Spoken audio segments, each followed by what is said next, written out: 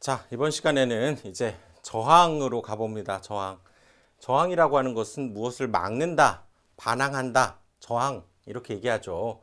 그래서 건전지를 이렇게 달아서 우리가 어떤 전류를 사용해서 일을 하는 이 부하에 전류를 흘려주게 되면 이 전류 값이 늘 일정하지 않다는 거죠. 이 전선에 따라서 더 잘 흐르거나 이렇게 흐르는 것이 조금 더디거나 이런 것들이 발생하는데, 이렇게 이 도선에 따라서, 이 전선에 따라서 이 전류의 흐름을 방해하는 성분이 있다는 거죠. 그래서 그 원인은 뭐냐면 물질의 원자 배열에 따라서 이 저항값이 달라진다는 거예요. 그래서 우리가 흔히 전기를 잘 흐르게 하는 것을 도체라고 하죠. 그래서 도체에다가 이렇게, 그러니까 이 지금 일부분을 한번 이렇게 크게 그려봤죠. 거기에 전류를 흘려주게 되면 이렇게 잘 흐르는데, 절연체 같은 경우는 전기가 잘 통하지 않는 것을 우리가 절연체 이렇게 얘기하죠. 이 원자의 배열을 한번 보면 이렇게 촘촘히 이렇게 있어서 저렇게 전기를 두어도 이렇게 아주 적게 흐르거나 아니면 잘 흐르지 못한다는 얘기죠. 부도체, 아예 정말 전기를 흐르지 못하게 하는 도체 같은 경우는 이 원자의 배열에 따라서 또 전자의 충돌에 따라서 더 이상 이 전하의 이동을 막아버리는 이런 현상이 생긴다는 거죠. 이 도선의 어떤 물질에 따라서, 원자 배열에 따라서 저런 현상이 만들어지는데, 이 전기를 공부할 때 있어서 이 저항이라고 하는 것이 그래서 매우 중요하다는 거죠. 전기를 잘 흐르게 해야 되는데 전기의 흐름을 방해하기 때문에 이것을 이해하는 것이 굉장히 중요하다. 그래서 저항은 전기의 흐름을 방해하는 정도이고, 그 도체의 굵기, 종류, 길이에 따라서 다를 거라는 거죠. 뭐 충분히 상상이 되네요.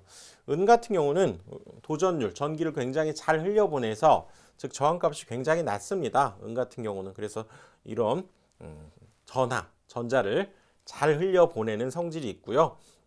또 철은 그것보다는 좀 덜하지만 그래도 얘도 비교적 잘 흐르게 하는, 전류를 잘 흐르게 하는 그런 물질이다, 이렇게 얘기할 수 있고, 구리가 철보다는 더 전기를 잘 흐르게 하고 그만큼 저항이 적습니다. 그래서 구리도 잘 흐르게 되고 이런 거죠. 이렇게 은, 구리, 철 이런 것처럼 어떤 물질에 따라서 그 각각이 갖는 고유의 저항이 존재하는데, 그걸 우리가 고유 저항이라고 하고, 이거는 그리스 문자로 이렇게 쓰고 로라고 읽습니다. 로 읽을 때 이렇게 읽습니다. 로.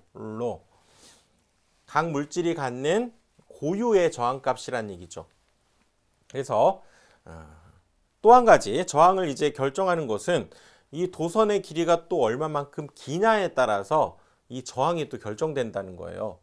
짧으면 그만큼 저항값은 적고, 전선을 길게 하면 저항값이 길어지기 때문에 이 저항이라고 하는 것은 길이에 비례한다는 의미로 이렇게 우리가 표현합니다. 비례한다. 즉 얘가 1배, 2배, 3배 되면 저항도 1배, 2배, 3배 이런 관계가 될 때 우리가 비례한다라고 하고 요 기호를 쓰게 되는 거죠. 그래서 저항이라고 하는 것은 물질의 종류에 따라서 고유 저항이 결정이 되고, 이거 길이였죠? 길이에 따라서도 또 결정이 된다는 걸 알 수가 있고, 그 다음에 이렇게 단면적이 굵냐 또는 짧냐에 따라서도, 왜냐하면 단면적이 굵다는 얘기는 그만큼 이 전자가 이동할 수 있는 통로가 많기 때문에 우리가 뭐 5차선, 6차선 이런 차선으로 갈 때 더 자동차가 잘 가잖아요. 짧은 차선일 때보다. 그렇죠? 그래서 이렇게 굵기, 이건 단면적이라고 하는데 굵기에 따라서 달라집니다.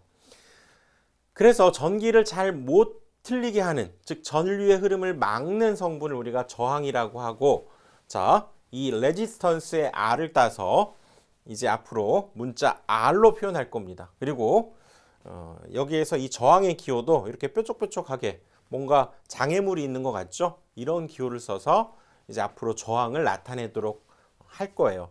자, 저건 약속이니까 우리가 받아들여야 되고요. 또 저항의 기호가 R인데 저항의 단위가 또 있겠죠. 저항의 단위는 이 기호, 이거는 그리스 문자의 맨 마지막 오메가죠, 오메가. 그것을 쓰게 되고 읽을 때에는 역시 전기학자 이름을 따서 오음이라고 하는 단위 이름을 쓰게 됩니다. 자, 그래서 전기 저항에는 그래서 어떤 것이 있느냐? 바로 이렇게 우리 아까 살펴본 대로 도체의 종류에 따라서 고유 저항이 각각 있게 되고요. 그리고 이것은 굵기를 의미합니다. A, 단면적이에요. 그래서 area, 우리가 어떤 부분을 얘기하는 거죠. 길이 L을 뜻하고요. 그래서 단면적에는 반비례하고 길이에는 비례한다라고 하는 요식 꼭 기억해야 되는 식입니다. 그렇죠? 요거는 고유 저항이고 A가 단면적, L은 길이에 해당됩니다. 그래서 저항값은 이 고유 저항의 단면적에 반비례하고 길이에 비례한다는 이 성질이 있죠. 그래서 아까 우리 살펴본 대로 고유 저항, 로우라고 하는 것은 어떤 물질이 단면적 1제곱미터의 길이 1m가 갖는 저항값으로 정의하고 연동선이라는 게 있습니다. 동선 중에서 연한 동선 그렇게 생각하시면 되고요. 얘는 58분의 1에 해당되고 경동선 조금은 얘보다는 딱딱하죠. 얘는 58분의 1에 해당되는 고유 저항값을 갖습니다.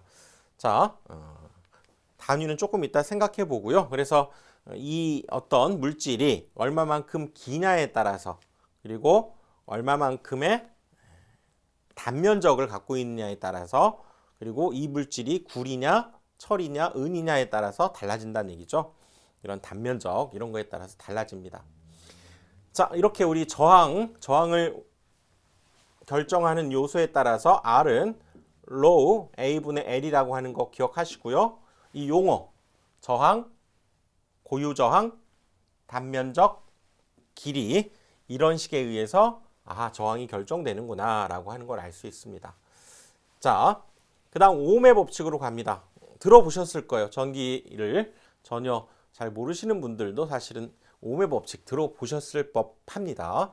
자, 이것이 어떤 법칙이냐면 지금 여기를 보시면 지금 건전지를 두었고요. 지금 여기에 부하, 전구에 해당되는 부하를 두었죠. 그리고 여기 스위치를 하나 두었는데 이렇게 스위치를 닫게 되면 전기가 여기를 통해서 이제 회로가 완전히 닫혀 있기 때문에 전류가 흐를 통로가 다 만들어져서 이렇게 불을 밝히게 되죠. 근데 앞으로는 이쪽 직류에 해당되는 요 전원, 그 다음에 여기 스위치, 그 다음에 이 부하를 앞으로는 저렇게 매번 그릴 것이 아니라 이렇게 표현하면 여기 긴 쪽이 플러스고요. 이쪽이 짧은 쪽이 마이너스로 약속하면서 이것을 우리가 전지에 해당되는 것으로 즉 직류 전원으로 약속을 하고 그 다음에 스위치는 뭐 이렇게 앞으로 표현할 겁니다. 그리고 이 부하라고 하는 것은 그렇죠? 전기를 통해서 일을 하는 걸 우리가 부하라고 한다고 그랬죠. 이 부하의 요소는 바로 여기에서 소비되기 때문에 이것을 저항으로 우리가 대신 표현할 수 있습니다. 이렇게 저항으로 나타낼 수 있다는 거죠. 그래서 이제 앞으로는 이런 기호를 이제 중점적으로 쓸 텐데 여기에서 자, 이 스위치를 닫게 되면 이제 회로가 닫혔다 그래서 폐회로가 되었다. 닫혔다는 거죠. 회로가 모두가 다 이렇게 닫히면서 전기가 흐를 통로가 만들어졌기 때문에 전류가 흐르게 되면서 이 저항을 통해서 일을 하게 되는 거죠. 자, 그럴 때 여기에다가 이제 조금 더 굵게 한번 표시를 해봤습니다. 이것은 전압이 더 높아졌다. 그건 뭡니까? 더 센 압력으로 밀어낸다는 얘기죠. 그러면 당연히 전류도 더 큰 전류가 흐를 것입니다. 그렇죠? 그래서 이 전류라고 하는 것은 전압에 아까 이 기호가 뭐라고 그랬죠? 비례한다. 이렇게 얘기했죠? 비례한다. 전류는 전압에 비례하고 그 다음에 또 여기 굵은 표시를 한번 해봤습니다. 저항값이 커지면 어떻게 될까요? 이거는 저항이 커졌다는 걸 한번 나타내 봤고요. 저항이 커지면 전류의 흐름은 줄어들겠죠. 그렇죠? 저항은 전류를 막는 요소니까. 그래서 전류는 저항에는 반비례하겠다는 걸 알 수가 있죠. 전류는 저항에 반비례한다. 아까 이게 비례한다였잖아요. 그러면 이건 뭐냐? 비례할 때 이렇게 분모에 있는 값, 이렇게 분모에 있는 값에 이건 반비례한다 얘기하는 거. 이 식 전체가 의미하는 게. 즉 R분의 1에 그러면 얘는 비례하는 거죠.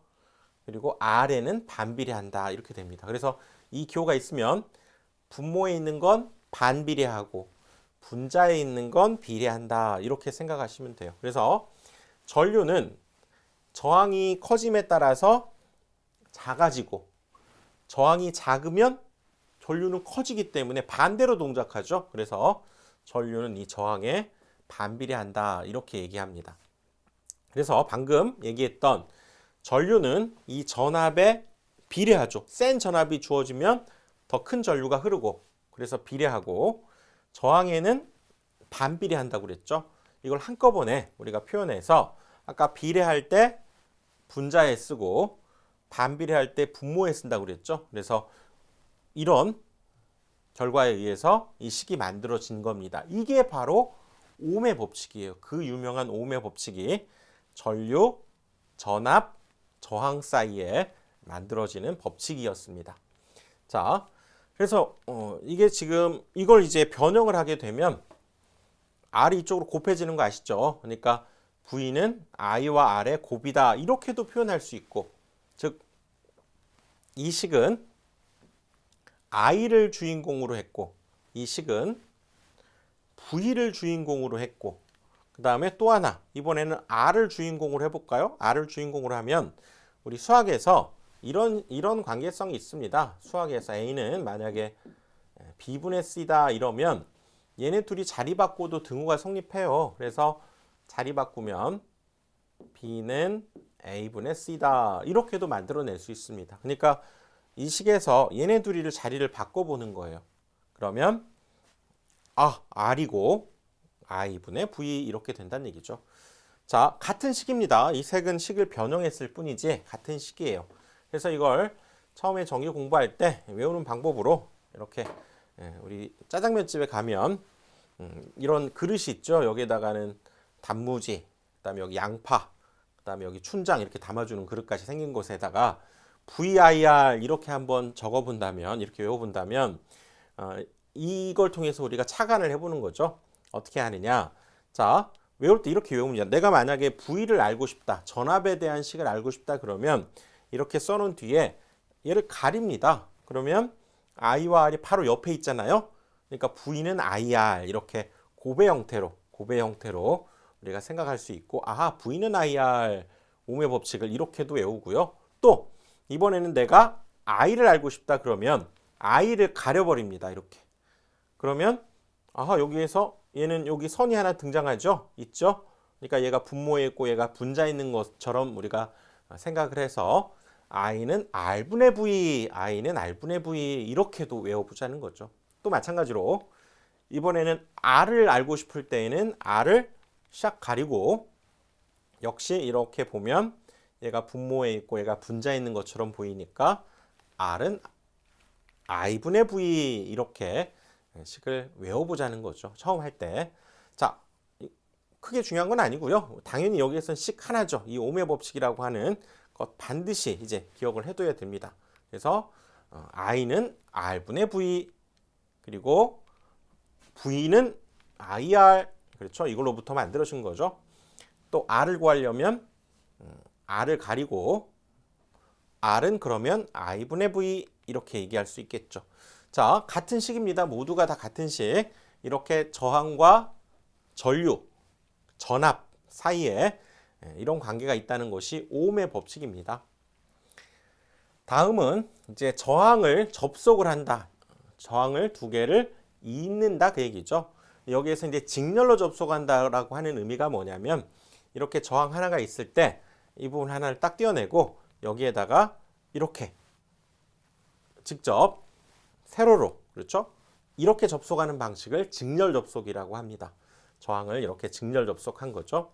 그 다음에 병렬 접속이라는 건 뭐냐면 이렇게 생긴 전압원과 지금 저항이 있을 때 여기에 병렬로 접속한다는 것은 직렬은 이쪽에 접속하는 거였죠. 병렬은 이렇게 접속하는 것을 병렬 접속이라고 합니다.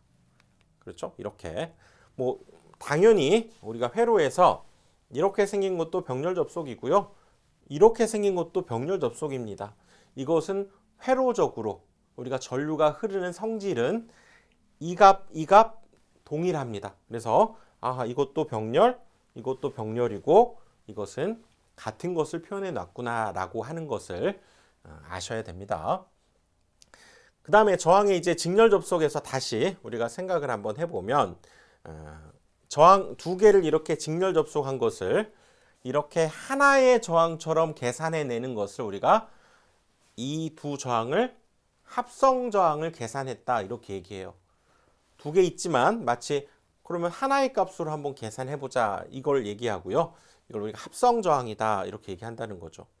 그래서 저항을 우리가 직렬로 접속했을 때의 합성 저항은 너무나 쉽습니다. 그냥 직렬 두 개를 더해주면 됩니다. R1, R2 값을 더하면 그게 합성 저항이 돼요. 자, 직렬은 더한다는 거 기억을 해두시고요. 그러면 하나의 합성 저항 값을 우리가 계산할 수 있게 되고 그 다음에 이렇게 전압이 있을 때 R1과 R2를 직렬로 두게 되면 전압도 여기에 각각 나누어서 걸리게 됩니다.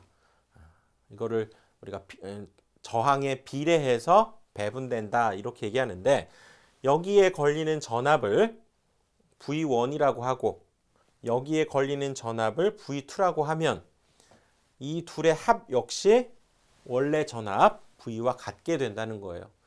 그러니까 여기에다가 만약에 10V 전압을 주었고 이때 여기에 전압을 한번 재봤더니 얘가 만약에 3V였다 그러면 여기는 반드시 몇 볼트일까요?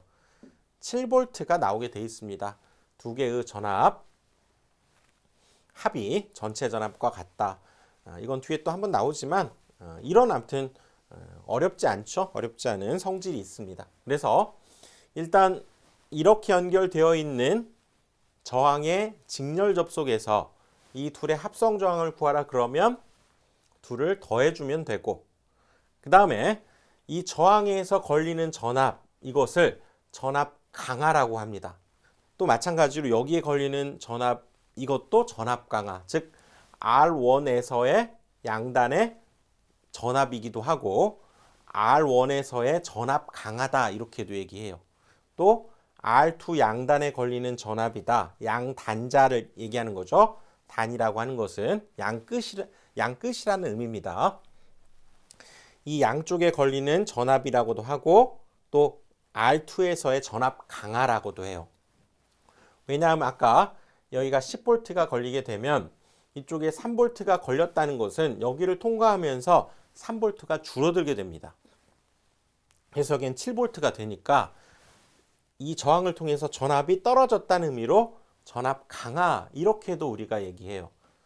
그래서 여기에 걸리는 전압을 우리가 전압 강하다 이렇게도 얘기를 한다는 거죠.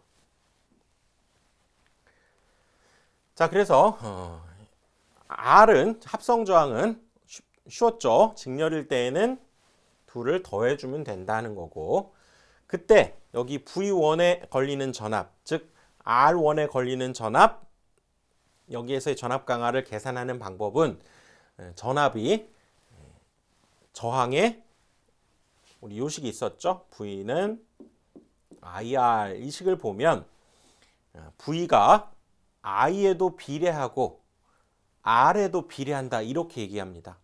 이거는 분모에 있는 값이 아니에요. 분모를 굳이 만들자면 1로 볼 수 있기 때문에 I와 R은 분자에 있는 값이어서 이것은 서로 비례한다. 자, 알아두십시오. 얘와 얘 비례하고 얘와 얘는 비례합니다. 그리고 이렇게 곱으로 있는 같은 쪽에 있는 얘네 둘은 반비례한다. 이렇게 돼요. 그러니까 우선 이쪽과 등호 양쪽에서 있는 꼴일 경우에는 비례하게 되는데 자, 여기에서 이제 우리가 이 전체의 전압을 알고 R1, R2를 알 때 R1에 걸리는 전압, 이 V1을 한번 계산해 보자는 거예요. 근데 이것은 방금 말씀드린 대로 V라고 하는 것은 R에 비례하기 때문에 이것을 비례 배분해 주는 겁니다. 그래서 비례 배분하는 방식은 어떻게 하느냐? 바로 이 둘이 더한 것분에 V1에 걸리는 전압이니까 V1에 거기에 있는 저항값 그것이 분자에 오면서 원래 전압을 이렇게 곱해주면 V1에 걸리는 전압을 구할 수 있게 된다는 거예요. 이게 바로 전압을 R1에 따라서 비례 배분을 해준 겁니다. 더한 것분에 내 거, 여기에 걸리는 전압은 내 거, 더한 것분에 내 거, R1, R2분의 R1 곱하기 V를 해야 V1이 나옵니다. 자, V2 그러면 어떻게 될까요? V2도 이 비례 배분에 의해서 구할 수 있게 되는데 비례 배분 어떻다고요? 더한 것분에 분자에 내 것이 오게 됩니다. 그래서 V2를 구하려면 R1, R2 더한 것분에 누구 거? 내 것이 이렇게 분자에 오면서 전압, 전체 전압 V를 곱해주게 되면 이 V를 비례 배분했다 이렇게 얘기를 해요. 그래서 각각에 걸리는 전압을 비례 배분해서 구한 겁니다. 자, 예를 들어보겠습니다. 자, 회로도에서 합성 저항 R과 V1, V2를 구해봐라. 자, 여기 보시면 지금 10V 직류 전원을 가한 겁니다. 그래서 여기에 저항 두 개가 있는데 2ohm과 3ohm을 직렬로 연결했죠. 직렬. 그래서 이때의 저항 R은 이 두 값을 뭐 해주면 됩니까? 더해주면 됩니다. 끝! 그래서 5ohm이다. 이렇게 답을 해주시면 되고요. 그 다음에 V1, R1에 여기에 걸리는 전압을 V1이라고 했으니까 방금 비례 배분에 의하면 그렇죠? 요거 비례 배분에 의하면 더한 것분에 누구 거? 내 거 곱하기 전체 전압해주면 돼요.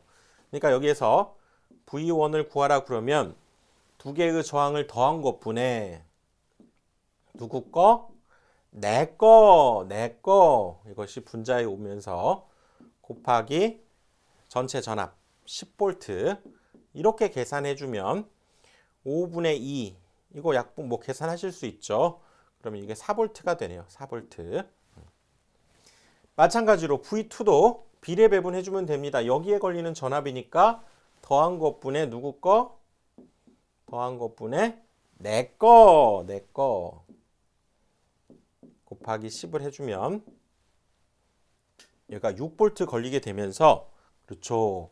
여기가 지금 아까 지금 4V 여기가 6V 이렇게 되면서 원래 10V였던 것이 아니나 다를까 더해보면 10V가 되면서 즉 여기에서 4V가 걸린다 또는 4V가 전압 강화가 일어났다 또 여기 6V의 전압 강화가 일어났다 이렇게 얘기한다는 거죠. 자, 저항의 직렬 접속에서 자 처음으로 계산 문제 나왔는데 어렵지 않죠. 직렬이면 더해주고 병렬이면 병렬은 아직 안 배웠죠. 직렬이면 더해줬다 이렇게 생각하시고요.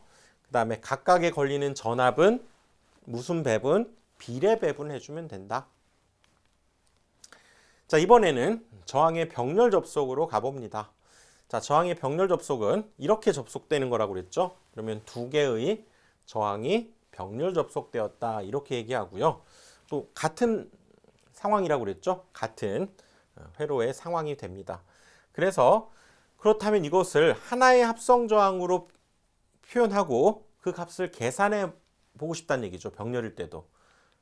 그래서 이때의 이 병렬 접속되어 있는 두 개의 저항을 하나의 저항값으로 나타내는 걸 합성 저항을 구했다 이렇게 얘기를 하는 거고 그때 합성 저항은 원칙적으로는 이렇게 됩니다. 자, 이걸 공식으로 기억하자면 병렬일 때에는 R1분의 1 얘 대신에 R2분의 1을 더한 뒤에 다시 그거의 역수를 취하는 우리가 분수 속에 분수가 있는 것을 번분수라고 합니다. 번분수. 중복되어 있는 분수다 그 얘기죠. 근데 이거를 풀어야 됩니다. 이거를 풀어야 돼요. 물론 이것도 기억을 해두시면 좋고요.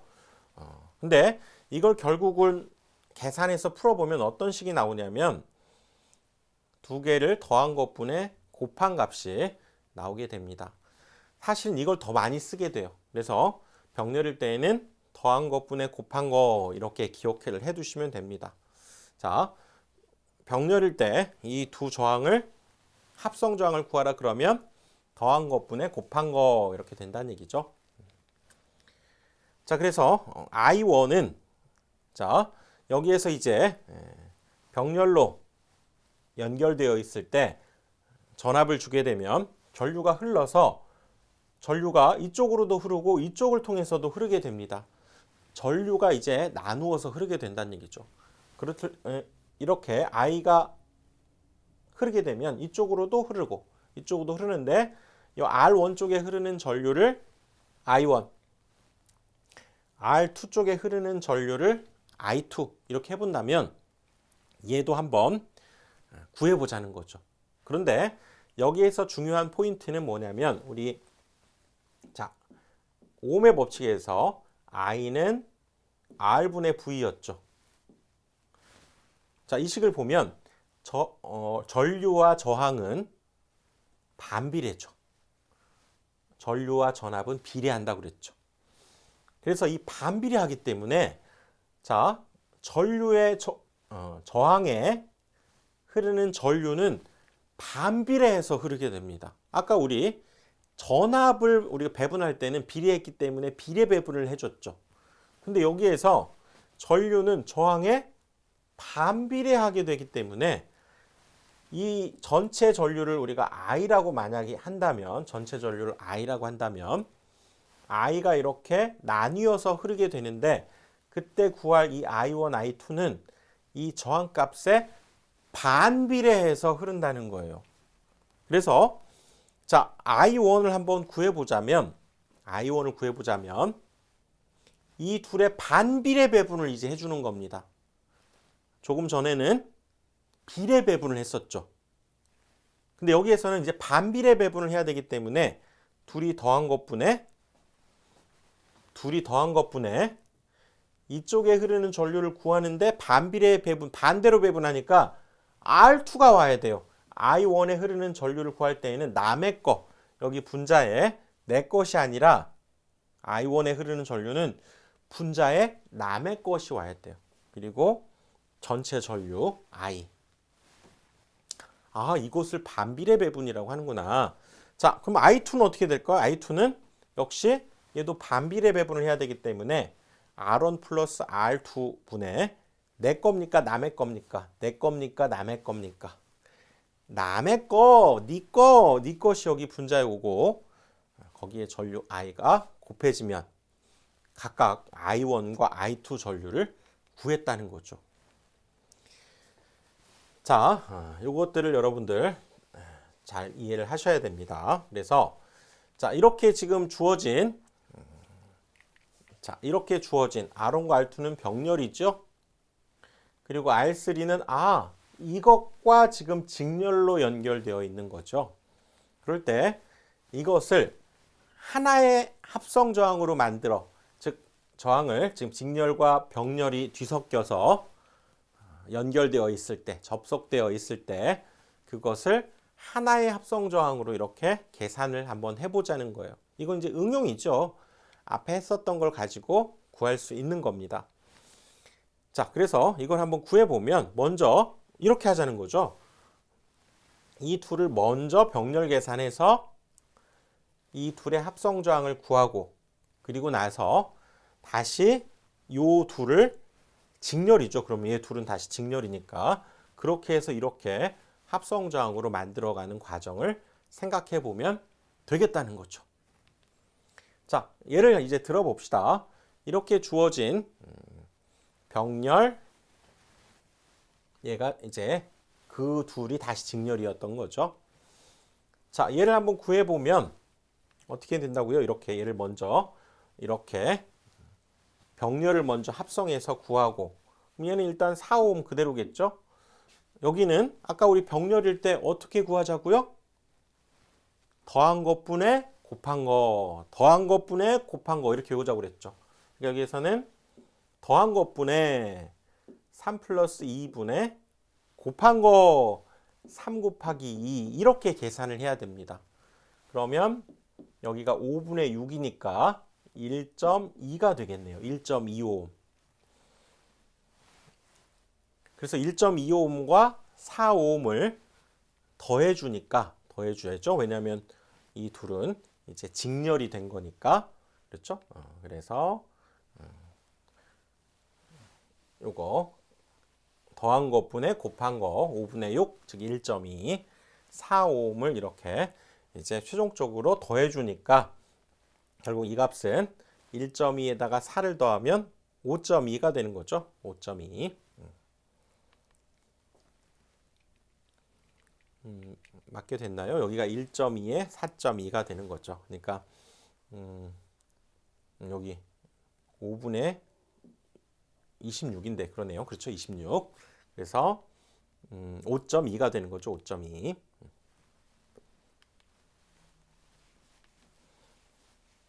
자, 그리고 이번에는 이 상황에서 자, 여기에 걸리는 전압을 V1이라고 하고 그 다음에 뭐 여기에 걸린 이 R3의 양단에 양쪽 끝에서 걸리는 전압을 V2라고 했을 때 그 값을 한번 각각 구해보자면 자, 여기에서는 지금 그리고 또 여기를 통해서 흐르는 전체 전류를 I라고 하고 그것이 R1과 여기 R2로 그러면 나누어서 흐르겠죠. 이런 것들을 한번 우리가 배운 이 이론에 의해서 구해보자는 겁니다.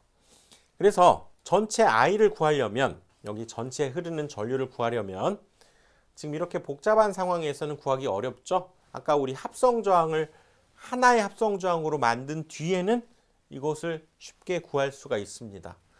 그렇죠? 왜냐하면 I는 뭐니까? I는 R분의 V니까 이렇게 해서 구할 수가 있죠. 그래서 예를 한번 들어봅시다.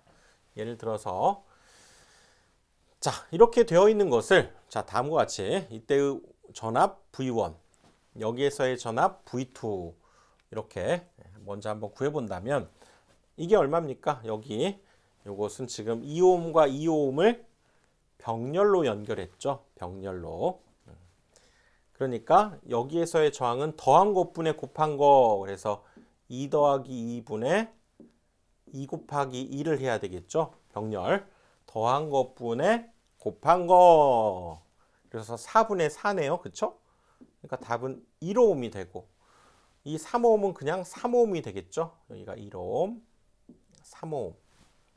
그래서 그럼 1옴짜리 여기에 걸리는 전압이 지금 V1이 될 것이고 이쪽 양쪽이죠. 이쪽 양쪽. 이 양단에 걸리는 전압이 지금 V2가 될 테니까 전체 전압 8V가 공급되고 있을 때 각각의 저항에서의 전압, 각각의 저항에서의 전압 강하 어떻게 구한다고요?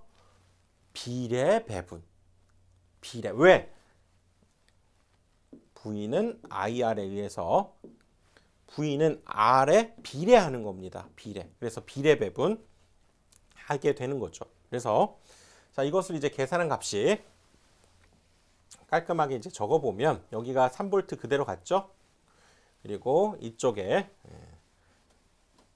병렬 더한 것분에 곱한 거에 의해서 1옴 이렇게 됐고요. 즉 V1과 이제 V2를 이제 구해 보면 V1은 어떻게 된다고요? 1옴과 지금 3옴을 비례 배분해 주니까 더한 것분에 둘을 더한 것분에 여기에 걸리는 전압이면 누구 거? 내 거. 그래서 1이 와야 되는 거죠. 내 거. 1옴. 그리고 곱하기 전체 전압 8을 해주니까 4분의 1 곱하기 8 하니까 2V가 되고요. 그 다음에 V2에 걸리는 전압 역시 비례 배분 2하고 3을 더한 뒤에 비례 배분이니까 내 거가 여기 분자에 오는 겁니다. 그래서 전체 전압 8V를 하고 곱해주니까 여기가 6이 되죠. 6. 그래서 여기에는 2V가 걸리고 여기에는 6V가 걸리게 되는 거죠. 6V. 아니나 다를까 전체 8V가 오호 각각 2와 6볼트로 배분되고 있음을 알 수가 있죠. 자, 이렇게 직렬로 돼 있을 때 전압을 우리가 계산할 때에는 비례 배분을 해준다는 거, 그리고 비례 배분은 분자에 누구 거? 내 것이 온다는 거를 기억을 해 두셔야죠. 자, 이번에는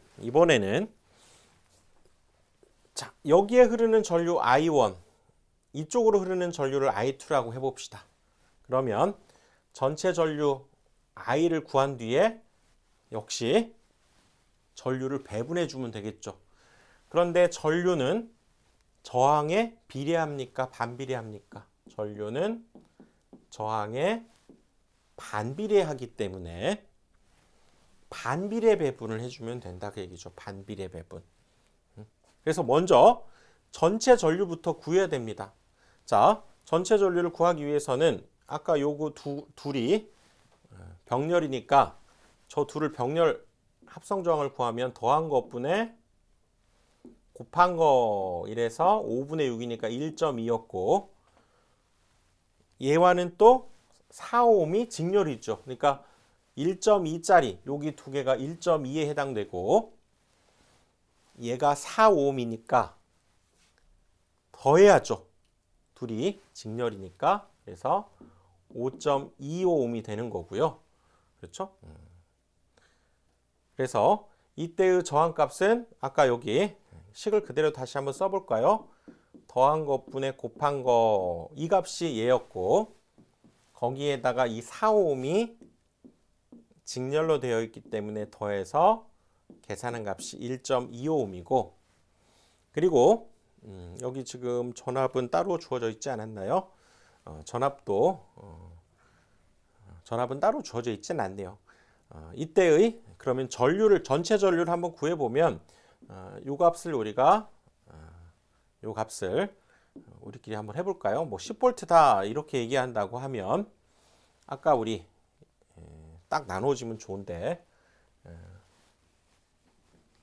여기가 그러면 이것을 10.4라고 해볼까요? 10.4V가 만약에 주어졌다고 하면 자 이때 전체 전류는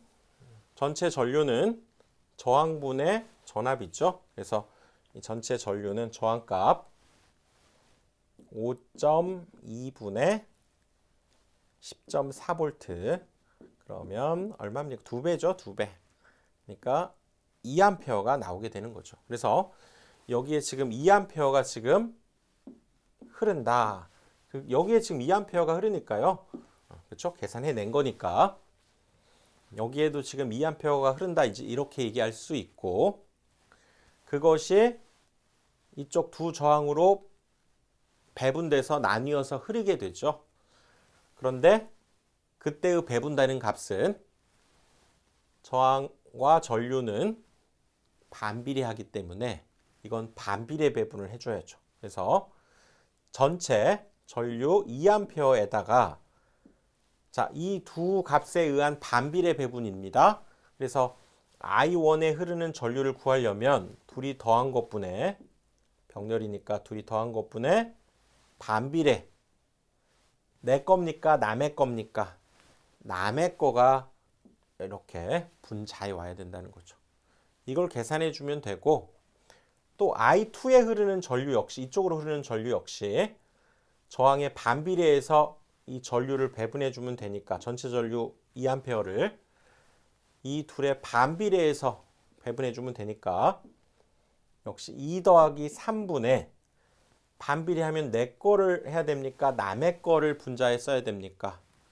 남의 거죠. 남의 거. 이렇게 해서 해주시면 이게 바로 각각 I1과 I2. 이거는 뭐 계산기로 두드려도 되고요. 그러니까 그래서 이 비례 배분과 반비례 배분을 여러분들 잘 기억을 하시는데 비례 배분은 내 거에 비례해서니까 분자에 내 것이 오고 반비례 배분할 때는 남의 거에 의해서 내가 결정이 됩니다. 그래서 더한 것분에 남의 거 더한 것분에 남의 거 이 값을 가지고 반비례 배분을 해준다 그 얘기죠.